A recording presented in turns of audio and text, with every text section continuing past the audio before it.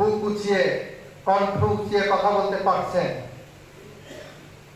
আপনাদেরও মনে রাখতে হবে, আপনারা আজকে যেভাবে কথা বলছেন, যদি আপনার কথাই রাজনৈতিক দলগুলোর মধ্যে কোনো বিভেদ আনে, অনৈক্য আনে, যদি রাজনৈতিক দলগুলো আপনাদের এই আচরণকে সংযত আচরণ মনে না করেন, তাহলে সেটা হবে অত্যন্ত দুঃখজনক। সেটা হবে আমাদের লক্ষ্যে যাওয়ার পথে একটি প্রতিবন্ধকতা। সে কারণে আপনাদের কাছে বলছি, আপনারা সবাই ঐক্যবদ্ধ থাকুন। আমরা আপনাদের সাথে আছি। আমরা যেখানে আছি, আমাদের প্রতিটা ধমনীতে জুলাই বিপ্লবের চেতনা প্রবাহমান। আবরারের নাম শুনেছেন, বুয়েটে যে শিক্ষার্থীকে নির্মমভাবে হত্যা করা হয়েছিল।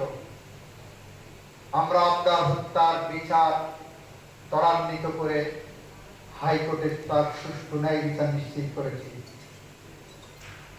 গত সপ্তাহে বাংলাদেশের আরেকজন সূর্য সন্তান মেজর সিনহা হত্যাকাণ্ডের বিচার আমরা নিশ্চিত করেছি। আপনারা যারা বলছেন, প্রশ্ন করছেন, জুলাই বিপ্লবের বিচার এখনো কেন হচ্ছে না, কেন শেষ হলো না, এই অধৈর্যটা থাকাটাই খুবই স্বাভাবিক। আপনাদের এই প্রশ্ন, এই অধৈর্য আমাদের প্রেরণা যোগায়, আমাদের সাহসী হতে শেখায়। আপনাদের এই চাপ আমাদেরকে সঠিক পথে নিয়ে যায়।